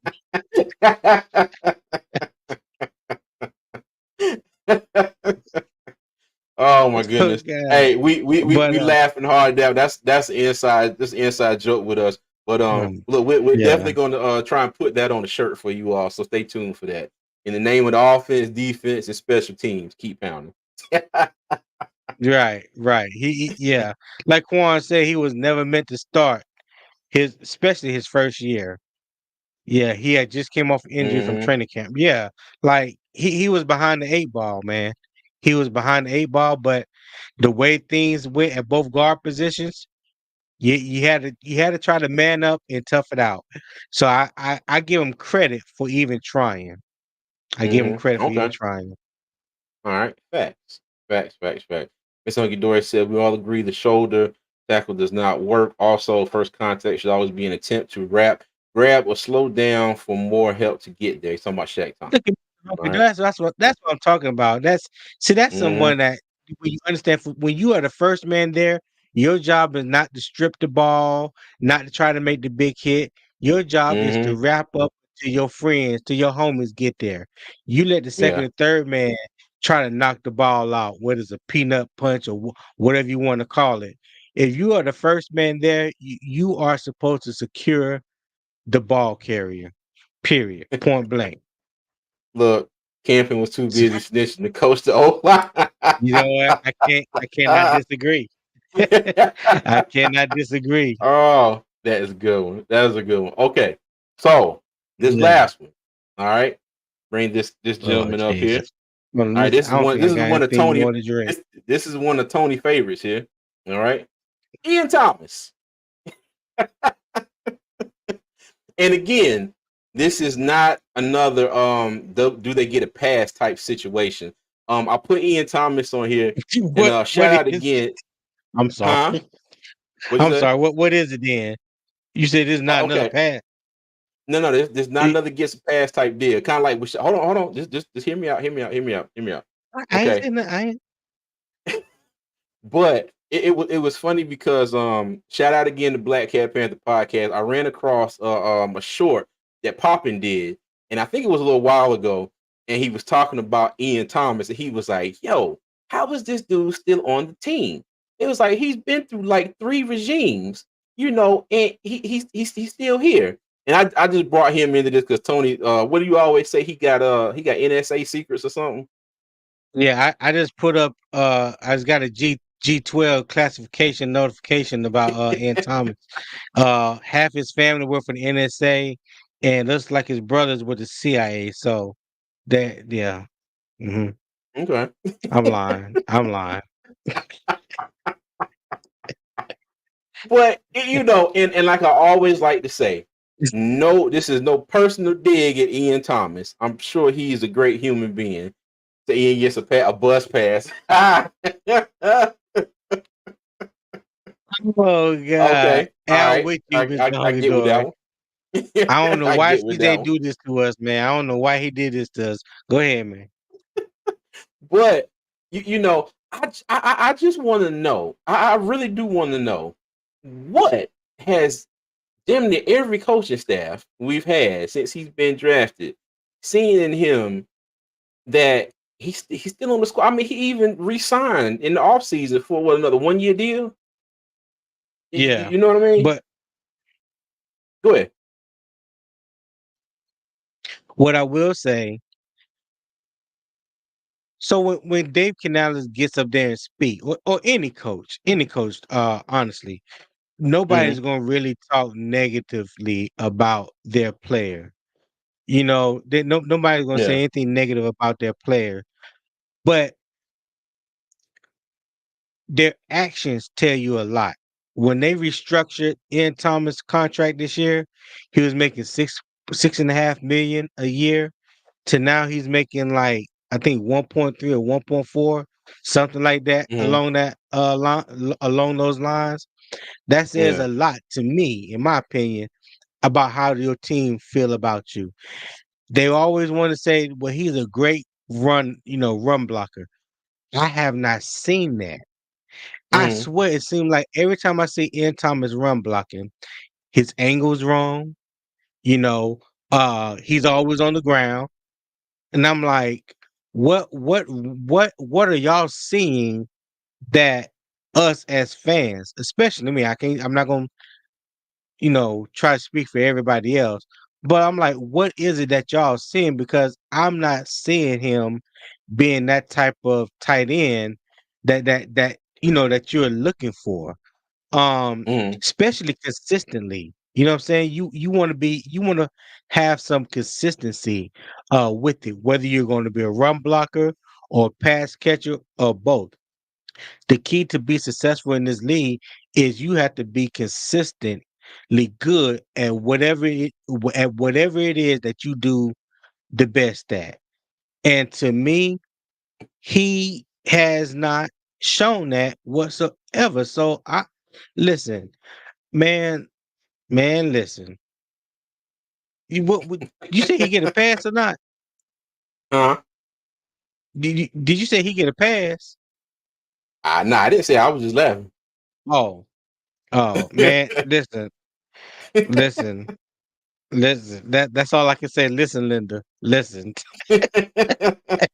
listen, listen, Linda. Hey, I'm trying to tell you that dude is here because he got the dirt on somebody, somebody he know uh works with the higher ups. But honestly, if you really want to know how the team feels about him, especially going forward, just look at the big pay cut that he took in the offseason just to stay in Carolina. Cause hell, they couldn't Mhm. trade him. Who wants him? You Yeah. don't warrant your game doesn't warrant you being tradable, especially at the salary he was making before they restructured his contract. Yeah, so Yeah. All right. Well, I just put on the screen that you mentioned consistency. Okay. Now, if you look at Ian's stats, he hasn't missed a game until last year. Okay. He missed 5 yeah, games last year. But in all that consistency, he has what 1,001 yards in let me see, 5 seasons and 4 touchdowns. Okay. Like right. this just doesn't scream, like you said, the only thing that everybody thought, was, oh, well, he's such a great run blocker, but Yeah. I hey, don't see it. I remember yeah, last year, I think it was Thomas Brown, that made this statement in a press conference last year. He was said, no block, no rock, right? hmm, No yeah, block, no rock. Honestly and truly, Tommy Trimble is a better blocker than Ian Thomas, in my opinion. He's more hmm, aggressive. He has better technique in the run game. I mean, when it comes to blocking in the run game, he's not as hmm, big as Ian Thomas, but you don't have to be as big as Ian Thomas when your technique is right. Just look hmm, at, now, and I know this is going to kind of switch topics a little bit, but look at Jason Kelsey in Philly. Jason Kelsey wasn't the biggest center, but he was all pro, arguably one of the best to ever do it. But his technique was sound. If you got sound technique, that will overcome a lot of things. To me, Tommy Trimble has better technique in the run blocking game than Ian Thomas. And Ian Thomas outweighs him by at least 20 pounds. okay, all right. Look, Robert said Manhurst was a run blocker. Yes, yes. Yes, he was a Chris better run Manhurst. blocker than Ian. Yeah, Hmm. yes. Yeah. But you know what? The few times that his number was called to catch a pass, he caught the pass. I don't remember them throwing Oh, to him. Manhurst. Like oh yeah, I was yeah, yeah, about, man. yeah, I was about to say I don't remember him getting too many passes thrown his way, but yeah, I'll leave it at that. I don't want to give him Hmm. credit for something that I probably shouldn't, but he was a good run blocker. I will leave it at that. All I right. will leave it at that. Okay, all right. So let me get this And off the y'all do us a screen. favor, man. There's 44 people watching, 36 likes. If you do us a great favor, uh, hit that like button, subscribe, turn that post notification bell. So whenever we drop new content or go live, you'll be made aware. It would truly help us out with the YouTube algorithm, and we'll greatly appreciate it. All right. Go ahead, CJ. Okay. Manhurst was the one that caught the CMC pass. Gotcha. Yeah. Gotcha. Yeah. Okay. Okay. All right. Yeah. Okay. So give him a little bit of credit. It was a little bit deserved. Little bit. Okay.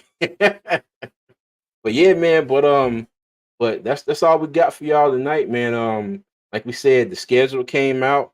If you're late, join us. Again, welcome. We appreciate you coming in.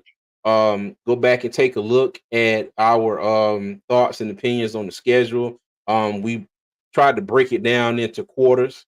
Okay, 4 parts of the season. One of them had 5 games in it, since we have 17 games in the schedule now. So Right. if you just joined us, go back and take a look at that. Let us know what you think. All right, go ahead.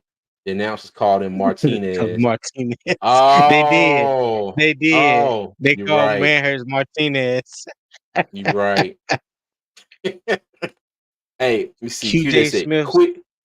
quick record prediction. Go ahead, I'm CJ. gonna go with 6-11. I'm gonna go with 6-11.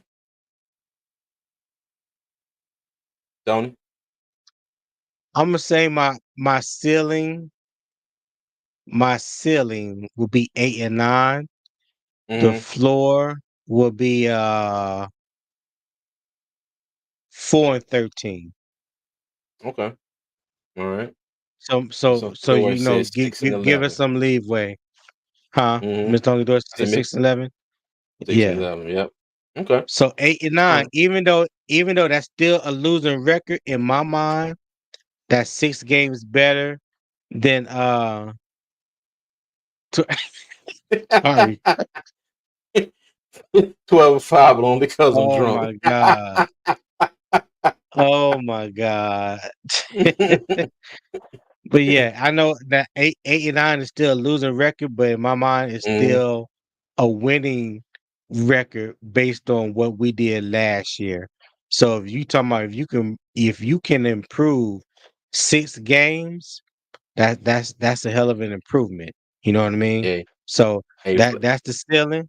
Yeah, Flame still standing on business, man. Hey, the floor is 2, the ceiling is 3. Hey, as always, Flame for Jesus, we appreciate you. yeah. 11 and QJ 6, Smith, I'm I'm delusional. delusional. Hey, you say that now, QJ Smith, and then you're gonna be mad when it don't play out like that. Don't be in the chat having a damn fit. We don't know till the game is played. Yep, that is a fact. Okay, all right. But yeah, y'all, that's all we have for you tonight. Like I said, if you're new, welcome. All right, on everybody's way out. If you would, please, if you haven't, like the stream, okay, share, let everybody know. Come on, check out Two Fans in the Stands. We appreciate all the love and support. Um, subscribe to the channel. Check us out on all social media at Two Fans in the Stands and on what we dub as Twix. That's a mixture of Twitter and X. Okay, you can check us out at Two Fans ITS. All right. So, Tony, got anything Yeah. you want to say before we get up out of So here? you, he said you guys need a PO box. For what? What? How did it say for what? Hey, Mr. Hunker Dory, you reach out to us on every damn way that you can contact us. Whether it's Messenger, email, Instagram, brother, you reach out to us in every way imaginable. I don't know what you need a Yes, PO box for. yes. And look, and we try to respond to all of them. Yeah, yeah, yeah. Yes, sir. We're great. Hey, we really appreciate it, man. We love the fan Mm-hmm. interaction. We love chopping it up and getting other people's opinion. Like CJ says all the time, whether you agree with us or not, it doesn't even matter. Hey, it's your opinion, and that's how you feel about. However you feel about your opinion, that's your opinion, and we want Mm-hmm. to hear it all. We Yeah. can discuss this topic, or we can even debate it. But hey, opinion is an opinion, it's neither right nor wrong. It's just your opinion. So we welcome all opinions, man. Yeah. And if I can if I You can can't take. bite a clip Wait a minute, from PM. nigga, you can't take. What? What the hell? Come on, man. Come on, Hey, dig it. I don't know. I don't know. Oh, he want your PO. He Mm. wants your PO box so he can send a pipe bomb. Come on, Oh, dig it. That oh, that that okay. that come on, Come on. dog. Leave him alone. Oh, Miss Honey said, I lost my brother. I was excited to find you guys podcast talk about football. Hey, you know what? We excited to have you. Excited to Hey, have you. always, Always. We man, appreciate always. you. All right. Thank you, Jesus said, everyone have a blessed day tomorrow. Thank you for all your opinions. I respect them all. Yes, thank you for yours. We Facts, respect yours as well as always. And thank you for facts. the comment that gave me a good idea for a part of the show. Definitely appreciate you. Yeah, All right. no doubt. And Okay. that's why it's So always important to leave a comment in the YouTube, leave a mhm. comment in the comment section because you never know. We may take your comment or your idea and make it a part of the show. Yeah, not a we may. We probably will. Yes. Yeah, we definitely probably will. All Yeah. right. But as always, if y'all are new, okay, I like to take y'all out with three things, okay? And the last one's gonna be a little different tonight. All right. Number one, y'all be good. Number two, y'all be safe. Number three, in the name of the offense, the defense, and the special teams, keep pounding, man. We'll see you.